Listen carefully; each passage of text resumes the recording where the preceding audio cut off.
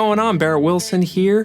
If you've been playing guitar for a bit, maybe 2 to 3 years, and you're wondering if you've advanced from a beginner guitarist to an intermediate guitar player, that's what we're going to talk about now. But first, to find complete beginner to advanced guitar learning, click the link in the description below for a free ultimate beginner guide that includes an essential chord chart, a practice plan, a walkthrough of some beginner pitfalls to avoid, plus a whole lot more. Before we dive into this, you have to first ask what this means stylistically for your preferred genre.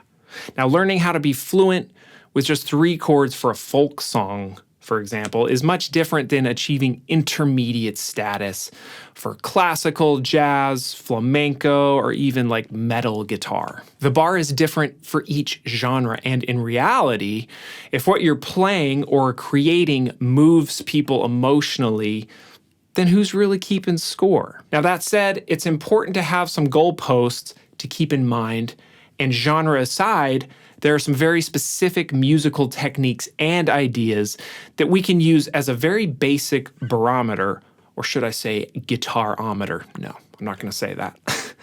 To see if we are progressing along with our musicality and musicianship. I will preface this here by saying, if you're thinking too much about this, you might be missing the point of playing guitar and playing music in general. I would rather that my students continue to put their head down, keep practicing, enjoying playing music with friends and mentors, teachers, as much as possible, rather than get too concerned with if they're moving correctly at the right pace from beginner to intermediate.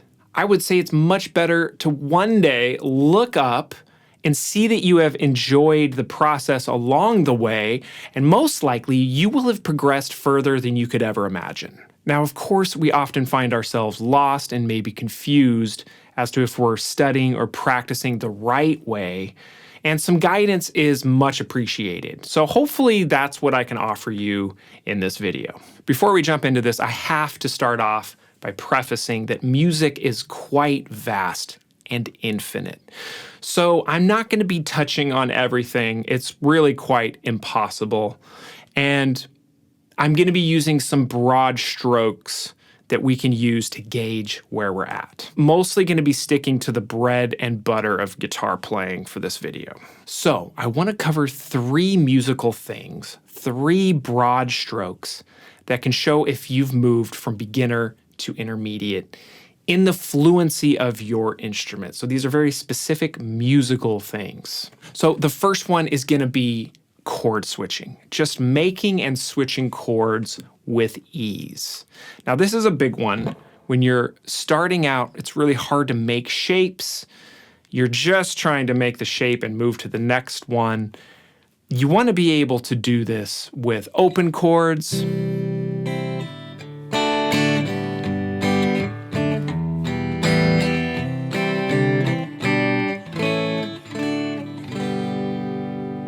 with some really nice fluency, natural feel, putting the fingers down where they need to go, right in the right spots at the right time. And you want to just have a general confidence about chord switching, open chords. From open chords, you also want to do bar chords. So this is a big thing when we move from beginner to intermediate, is we start playing these bar chords that are rooted on the low E string, the 6th string, and also the A string.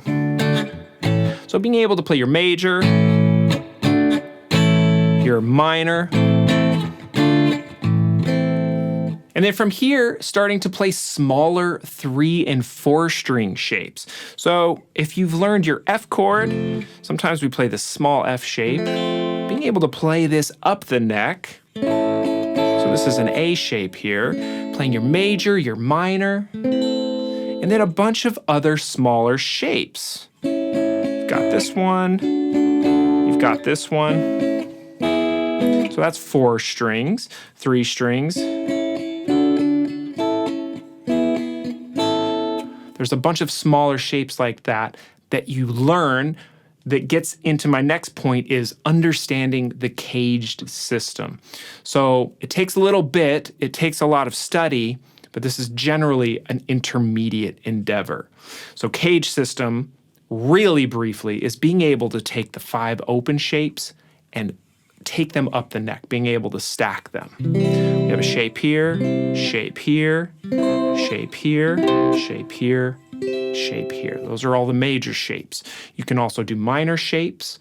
And then within caged, we learn how to take progressions and understand how to play those progressions in each position. So if I'm in C and I'm going to play a 1, 6, 4, 5, I can play it right there.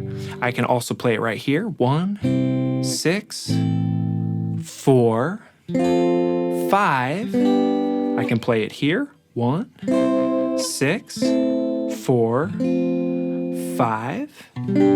I can play it here. 1, 6, 4, 5. And I can play it in this 5th position right here. 1, 6, 4, 5. And then with caged, you break those bigger shapes up into smaller shapes, and you really start to learn how to play some really cool rhythm guitar. This is how we really get into lead playing, is this cage stuff. With these overarching 5 shapes, we learn how to play scales over those shapes, we learn arpeggios over those shapes, and then our lead playing really starts to advance. Okay, now the second broad stroke here is comfortability and confidence with timing. And this is really being very familiar with whole notes, half notes, quarter notes, and 16th notes. 16th notes is a big one. Once you're pretty comfortable playing 16th notes, this is definitely in the realm of intermediate playing, not so much beginner playing. So also that comes along with this is being able to really land chords without interrupting your strum pattern. So what that means is, say we have that 1, 6, 4, 5 progression.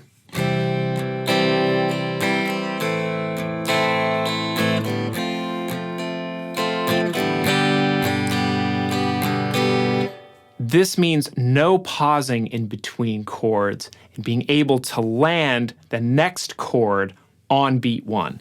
So 1, 2, and 3, and 4, and 1, 2, and 3, and 4, and 1, 2, and 3, and 4, and 1, 2, and 3, and 4. Instead of, a lot of beginner players will get tripped up in between those bars. 1, 2, and 3, and 4, and need to pause. Pause again to make the shape. Okay, so this is definitely something that we need to have worked out when we move into intermediate territory.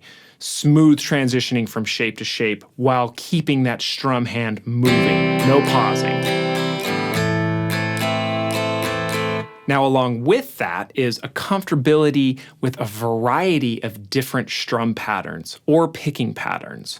So that means not just your campfire strum, but also smooth 8th note strumming with some nice texture.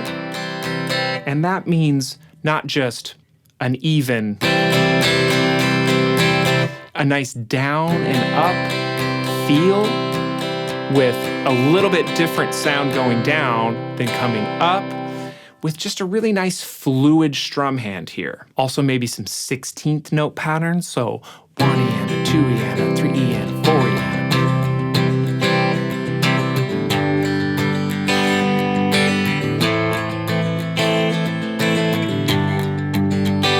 a... Also being comfortable with different time signatures. 4, 4, 1, 2, 3, 4, 1, 2, 3, 4, 3, 4, a 1, 2, 3, 1, 2, 3.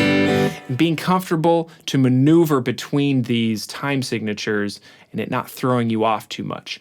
Another big one from beginner to intermediate is very confident and comfortable with swing versus straight feel. So straight, it's going to be 1 and 2 and 3 and 4 and 1 and 2 and 3 and 4 versus swing 1 and 2 and 3 and 4 and 1 and 2 and 3 and 4. So really being able to notice the difference between the two and confidently play both feels. And then along with this rhythm stuff, Also, at the intermediate point, you should start to realize or notice if you are rushing the beat, which is playing too fast ahead of the beat, or trailing the beat, so you're falling behind. This type of awareness should start to happen around your intermediate style playing. Now, if you could like this video, also subscribe to the channel. That would mean a whole lot. Also, check the link in the description for a free trial of guitar tricks. There's a whole bunch of techniques, lessons, song lessons, all of this stuff to bring you to intermediate playing and beyond. Okay, and my third thing here is also a broad stroke, but it's really an important one, and it's a very good gauge as to whether you're moving from beginner to intermediate, and that's being able to put a full song together from start to finish and be able to perform it with a good feel and also using dynamics. Now, what this means, being able to put a full song together, is you're able to stitch sections of songs together with no pausing in between. So smooth transitioning from a verse to a chorus, from a chorus to a bridge, and so forth. You're not stumbling on the switching of the feel from section to section, or maybe the strum pattern is switching. There's a bunch of stuff that can kind of trip you up. And being able to learn a whole song from start to finish is no easy thing, but at the intermediate level, we should be able to do this. Now, along with this, we should be able to start adding expressiveness to our playing. So that means starting to add slides,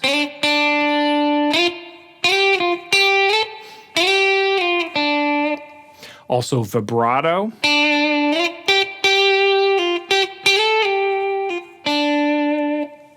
maybe some bending,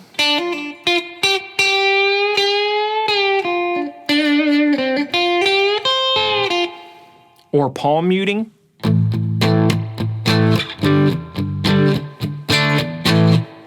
All of these techniques are going to add a lot of expressiveness. They're very hard for guitarists to learn in the first few years, so being able to incorporate them into a performance, it's no easy task. And then the last major thing for putting a song together is, I always say it's the icing on the cake, and that's understanding how to use dynamics. That's when to play soft, when to play medium, and when to play loud, generally. Now, as guitar players, when we're playing general rock, pop, country stuff, this is where we're at. So really understanding, okay, I need to play soft here. This is where listening is a huge thing. If you're playing in a band, a group setting, or with just a singer, being able to follow what's going on, following the feel of what's happening.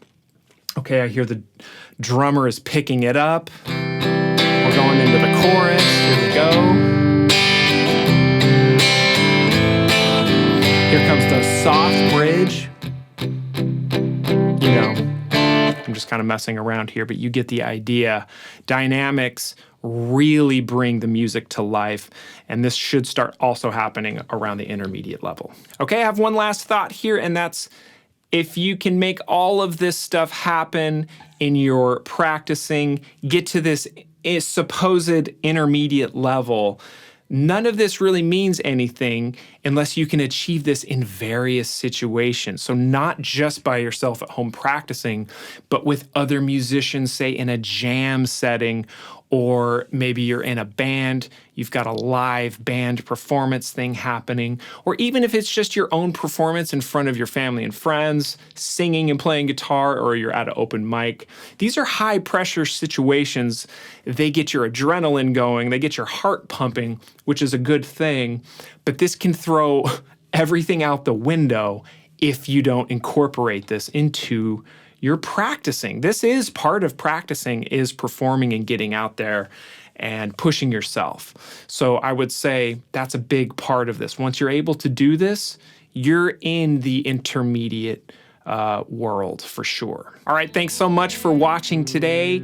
Let me know if any of this resonated with you, or if you have any other thoughts on this topic. I'd love to hear it. Leave a comment.